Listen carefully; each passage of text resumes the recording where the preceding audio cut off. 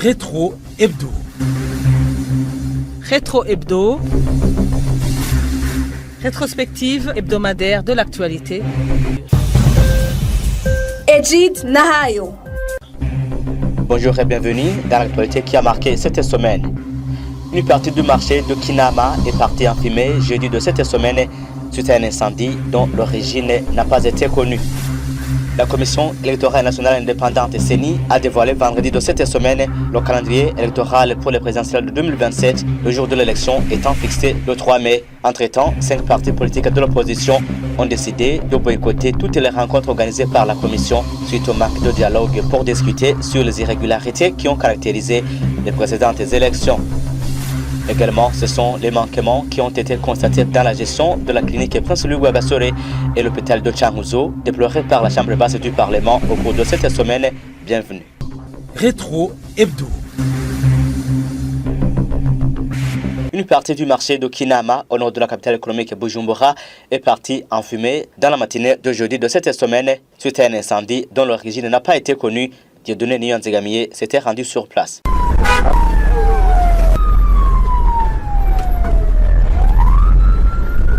Nous sommes au marché d'Okinama, dans le nord de la capitale économique Bujumbura, là où un incendie s'est déclaré au niveau des camions extincteurs de la police et de la protection civile, ainsi ceux de la Croix-Rouge Soholeya pour intervenir. Les forces de sécurité empêchent également les gens d'entrer dans ce marché pendant que l'incendie est en train d'être maîtrisé. En observant à l'intérieur, on peut voir des marchandises totalement détruites et calcinées. Certains commerçants présents semblent désorientés et confus.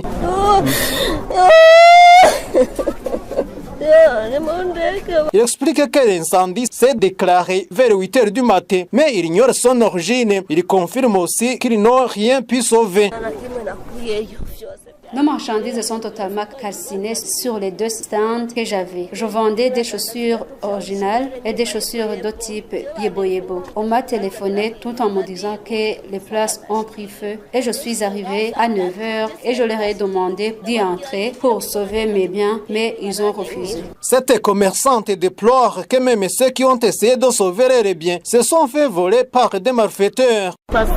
Nous faisons sortir nos biens et d'autres les s'emparent. Ils nous rassurent qu'ils nous aident, mais ils les portent ailleurs et nous ne les connaissons pas. Les commerçants précisent qu'ils ne savent pas comment ils vont subvenir à leurs besoins, ni de rembourser les dettes qu'ils avaient contractées auprès des banques à cause de cet incident. En tant que commerçant, tu ne peux pas utiliser tes propres moyens. Tu utilises les fonds des autres comme ceux des banques ou ceux de tes amis ou des associations. Ils vont nous accorder un délai de remboursement car ils ont déjà constaté le problème. Ils demandent une aide d'urgence afin de pouvoir continuer leur vie. Qu'ils nous accordent un petit capital afin d'avoir de quoi nourrir nos enfants.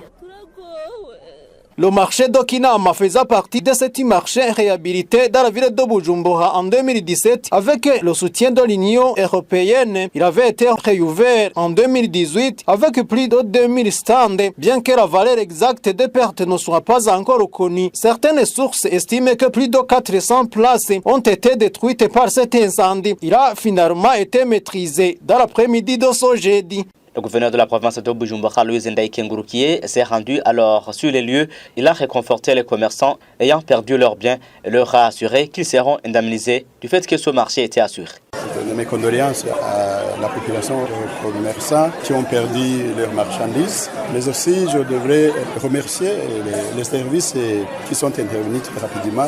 C'est notamment la protection civile, c'est notamment la Croix-Rouge, mais aussi la population de cette localité. Elle a vraiment fait tout ce qu'il fallait pour maîtriser l'incendie. Donc pour le moment, on peut dire que l'incendie est maîtrisé. Alors jusqu'à maintenant, on n'a pas encore fait tout l'inventaire pour savoir réellement à quel degré se varient les dégâts, mais les services sont à l'œuvre. D'ici peu, on va savoir réellement les dégâts, combien ils sont. Nous informons la population en général que la commune avait pris une assurance avec l'assureur Agico.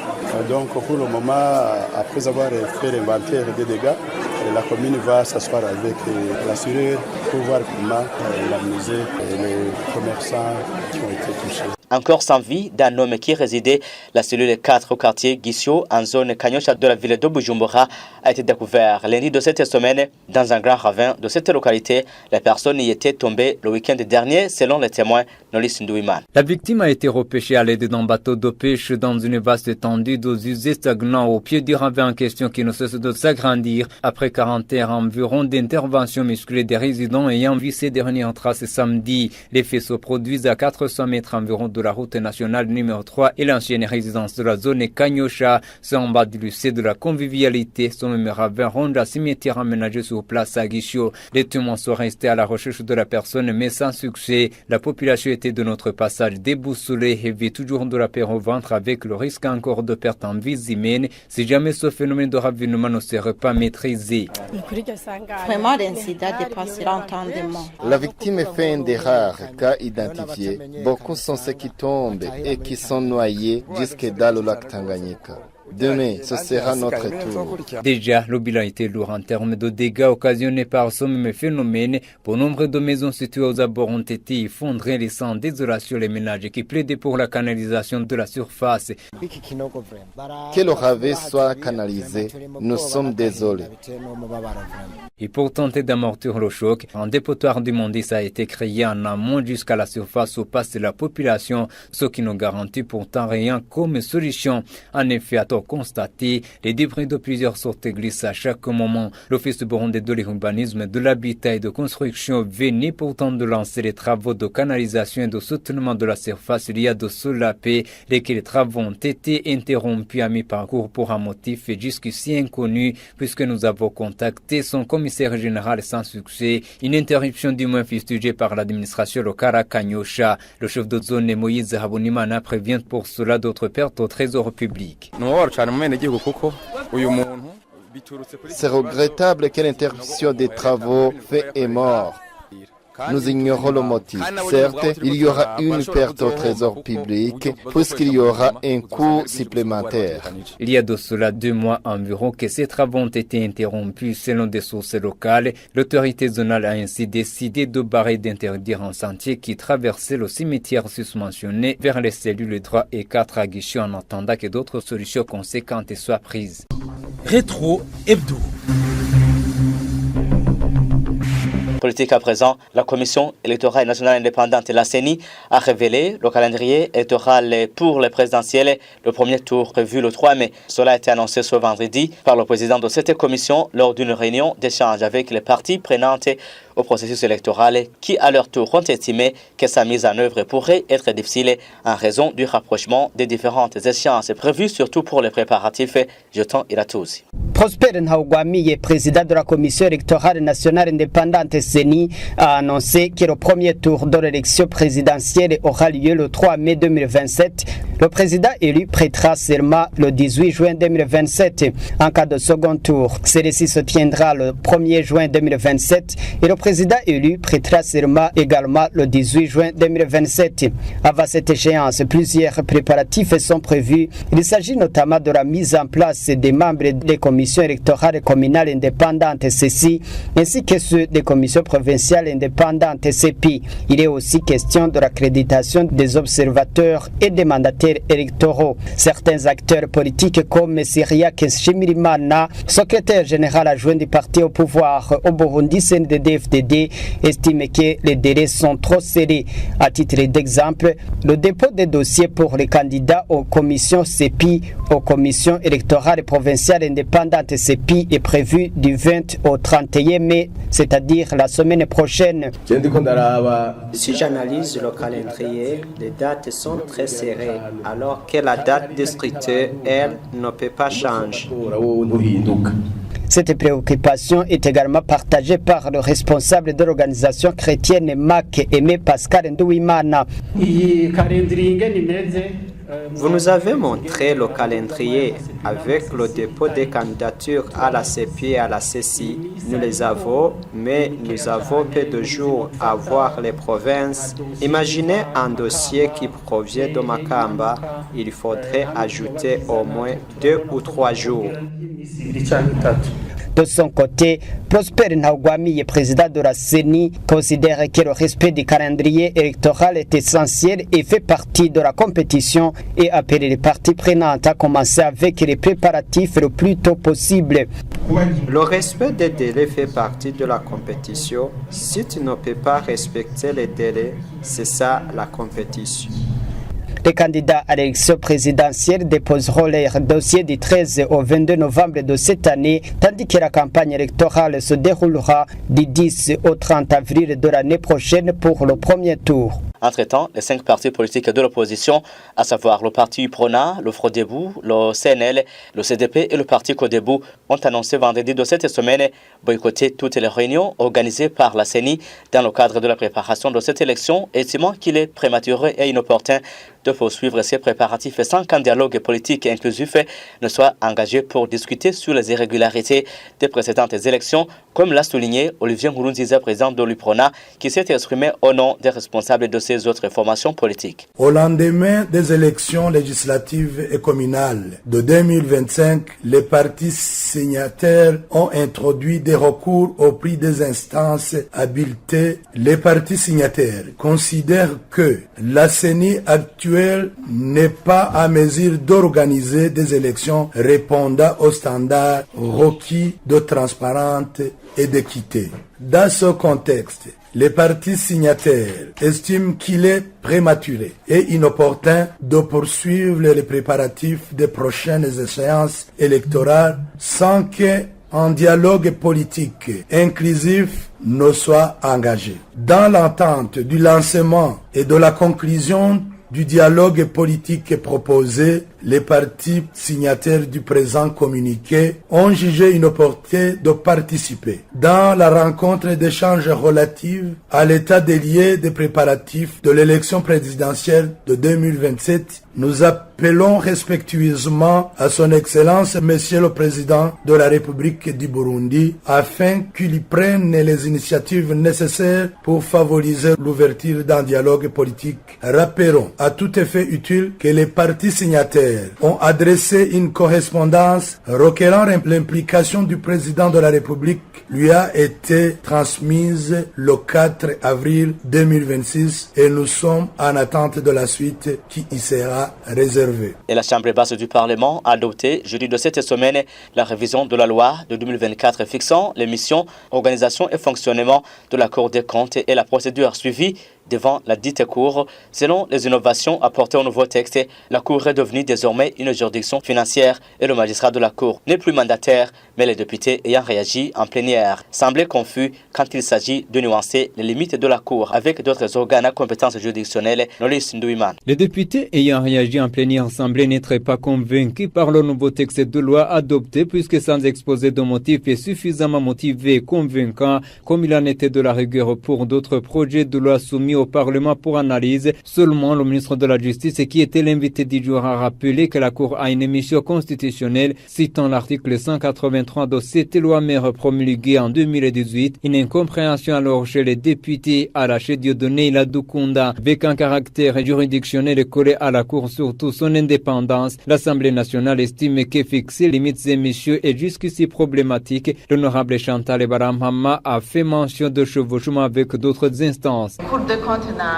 Entre la Cour des comptes et l'inspection générale de l'État, il y a une certaine incompréhension. J'aimerais demander si le problème a trouvé solution, deux organes publics ne mettant pas sur les mêmes ondes. Confusion toujours, le président de l'Assemblée nationale, Daniel Gérard Zendabirabe, se demande si avec le texte adopté, l'on pourra attribuer à la Cour des comptes et d'autres compétences à l'instar des juridictions pénales. Et si la Cour des comptes ne fait pas ce qui est dans ses prérogatives, quelle est sa mission autre que ça? Ça, c'est une question. Deuxième question, doit-on coller à la Cour une fonction juridictionnelle à part ses missions? Réagissant à propos, le ministre Alfred Dariguéjedji a rappelé qu'au respect des prescrits de la Constitution évoqua surtout la complémentarité entre les organes à caractère juridictionnel. Désormais, la Cour des comptes, une juridiction financière au Burundi, aura la mission de juger les comptes et son juge ne sera plus mandataire. La Cour sera aussi dotée d'organes et de compétences et de procédures propres inhérentes à la mission de juger technologie est conforme aux normes internationales de juridiction financière. Toujours au Parlement, ce sont les manquements qui ont été déplorés dans la gestion de la clinique Prince Louis Rwagasore de Bujumbura et de l'hôpital de Cankuzo. C'est après la présentation devant les députés d'un rapport d'audit de la Cour des comptes du mois de septembre 2025, présenté lundi de cette semaine, des manquements qui ont suscité de vives réactions de la part des députés. Ce rapport d'audit réalisé à l'hôpital Prince Louis Rwagasore ainsi qu'à celui de Cankuzo, il a été souligné quelques manquements, notamment en ce qui est du cadre légal régissant ces hôpitaux, ainsi que le personnel. Les députés estiment qu'il y a des choses à changer, car selon eux, certaines irrégularités ont été commises exprès, comme l'a expliqué le président de l'Assemblée nationale, Daniel Geras Ndabirabe. Il y a certaines choses qui font lire des personnes qui travaillent sans matricule et payer ou passer cet argent. Il y a même des doubles remplacements. On dirait que cela se fait par exprès. Pourquoi les rapports ne sont pas transmis? Ce n'est pas compréhensible. Le cadre légal, le recrutement des employés, passation des marchés, les employés n'ont pas de mission. Comment sont-ils alors payés? Le député Gérard Bikewako considère également qu'il est incompréhensible que des institutions étatiques puissent fonctionner sans le cadre légal et il s'interroge sur la cause de cette persistance de la situation.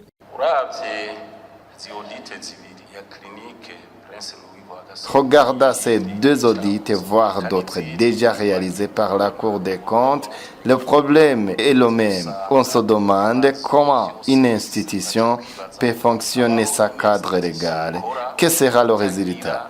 C'est pourquoi il ne donne pas de rapport. Sur quoi se baserait-il? Monsieur le ministre, qu'est-ce qui a manqué durant tout son temps?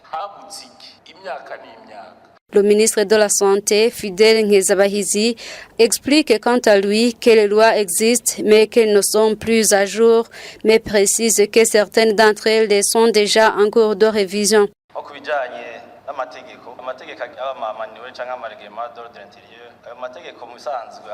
Le cadre légal est là, mais nécessite d'être révisé. Concernant l'hôpital Prince Louis Rwagasore, les recommandations parlaient de révision du manuel de procédure. C'est déjà fait. Il a été transmis au ministère de la Santé publique pour vérifier s'il remplit les conditions exigées. Ce rapport d'audit de la Cour des comptes publié au mois de septembre en 2025 a notamment révélé plusieurs irrégularités, dont l'absence des rapports mensuels, le recrutement effectué sans procédures appropriées, ainsi que l'absence des états financiers à la Cour des comptes. C'est également, c'est la clôture lundi de cette semaine de la campagne de vaccination contre le cancer du col de l'utérus sur certains sites de vaccination en province de Bujumbura. Le responsable estimait que le délai devrait être prolongé du moment que tous les élèves n'avaient pas pu bénéficier de ce vaccin.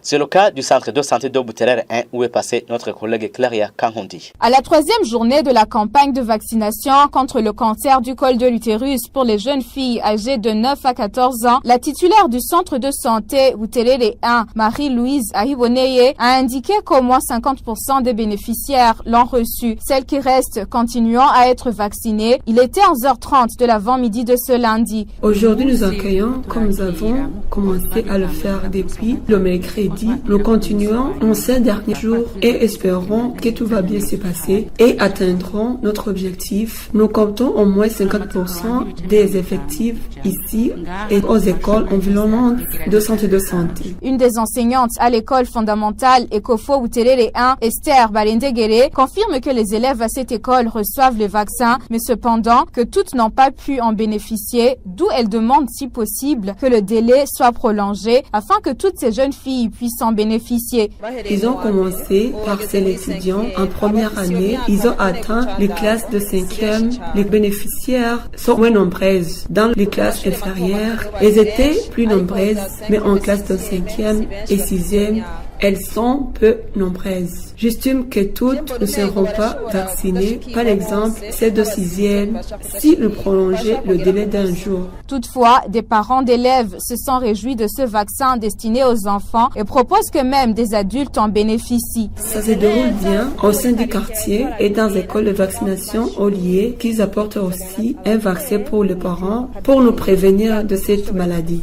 La zone Buterere avait connu du retard dans le lancement de la campagne de vaccination du cancer du col de l'utérus suite au retard dans la livraison du matériel médical nécessaire, raison pour laquelle, selon le titulaire du CDS Buterere 1, certains enfants n'ont pas pu être vaccinés. Pour celles qui étaient absentes à l'école lors de la campagne, la titulaire du CDS Buterere 1 indique attendre les décisions émanant du ministère en charge de la santé publique à leur égard. Et selon un rapport provisoire du PEV, le programme élargi de vaccination, près de 70% sont les réalisations de 2 premiers jours de la campagne. Il s'agit donc de plus de 730 000 jeunes filles qui ont été vaccinées sur un effectif total de plus d'1,51 comme population cible, a révélé mardi de cette semaine Dr Jean-Claude Bizimana, directeur de ce programme.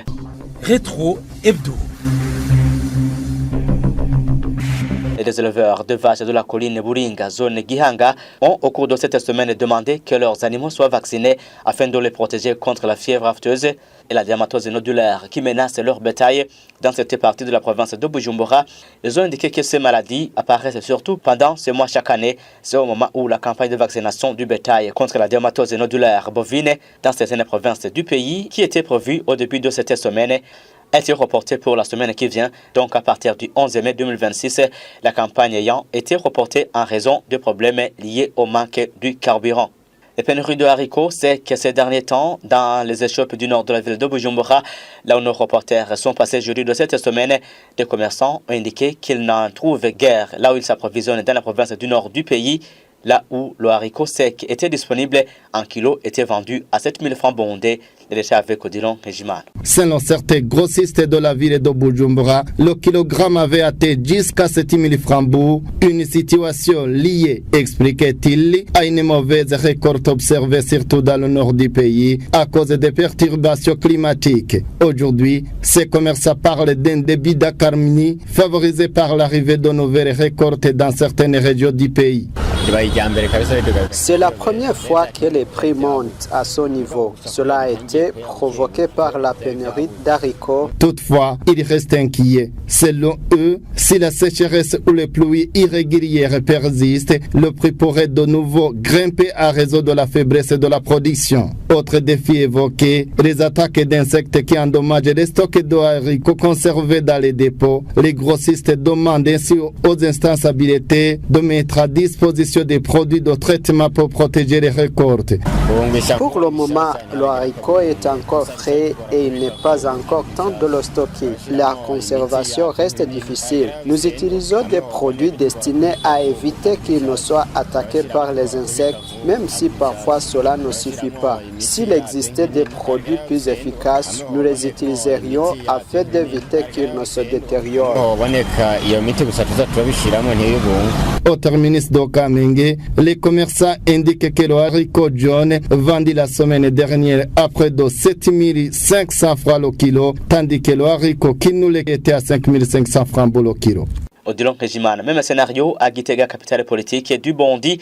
Le prix de cette denrée a ces derniers temps passé du simple au double, voire au triple, jusqu'à 7 000 francs bondés, a rapporté notre correspondant Anissé Nangouvou. Parmi les raisons évoquées par certains commerçants, la chute de la production par la suite des aléas climatiques. Et la commission Vérité et Réconciliation, la CVR, a rendu public lundi de cette semaine ses premières décisions concernant les conflits fonciers et autres biens dans la province de Bujumbura. Le président de la CVR, Pierre Claver Ndaïchalié, a précisé que ces décisions sont définitives et ne peuvent faire objet d'aucun recours. Cette activité de la CENI donc s'est poursuivie mardi de cette semaine dans la province de Gitega, où 9 décisions prises par cette commission ont été présentées. Le président de la dite commission a appelé tout un chacun au strict respect des biens d'autrui en Issène-Hangouf. Parmi les traits particuliers figurent entre autres le cas des bourreaux et victimes de spoliation de leurs propriétés et maisons qui ont signé des accords et les ont ainsi déposés à la CVR qui s'est ensuite attelée à leur mise en application. L'autre particularité dans la province Gitega relevée concerne une personne qui s'est adressée à la CVR et lorsqu'il a constaté que les enquêtes ont révélé qu'il avait présenté du mensonge, il a retiré son dossier après avoir confirmé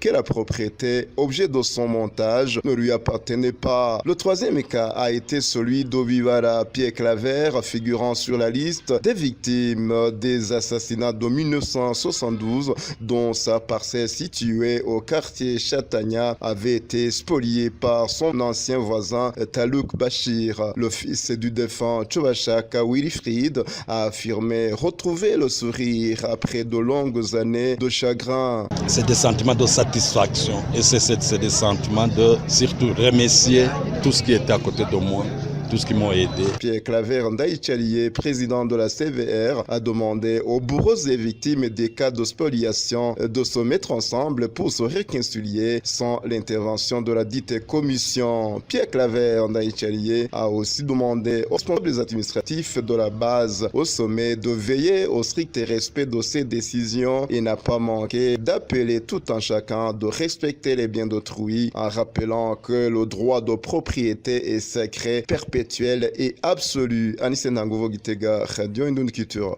Et avec donc cette phase de décision rendue publique depuis lundi de cette semaine par la Commission aux biens comme meubles spoliés pendant les moments de crise, le principe de continuité de l'État devrait en principe guider la phase. Sinon, le risque de cycle de violence est grand, analyse Maître Jean Bosco Niwizi, avocat conseiller. Ce juriste prévient que les acquéreurs de bonne foi ne se voient pas châtiés. Suivez Maître Jean Bosco Niwizi. Nous avons des inquiétudes, surtout par rapport aux biens vendus par l'État burundais en 1972 en vertu des jugements rendus par les juridictions militaires de l'époque, mais ces jugements ont été annulés par la Cour suprême en 2023 par un arrêt de la Cour suprême RPC 2156, si je ne me trompe pas. La question principale est de savoir s'il y a quelqu'un qui a acquis un bien immeuble, notamment une maison ou un terrain, et qui a acheté en bonne et due forme à l'État, parce que la CV a précisé que l'État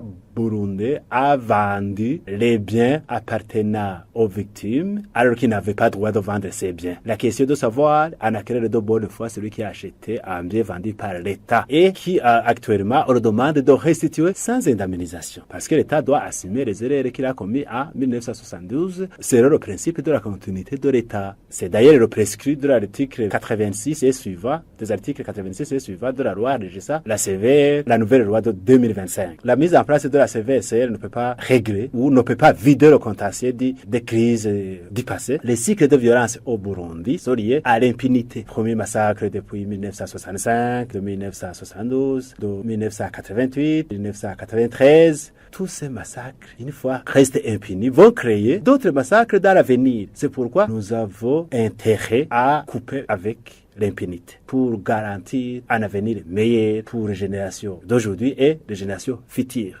Eh bien, c'est la fin de l'actualité qui a marqué cette semaine. Merci de l'avoir suivi et gardez l'écoute. Rétro Hebdo. Rétro Hebdo. Rétrospective hebdomadaire de l'actualité.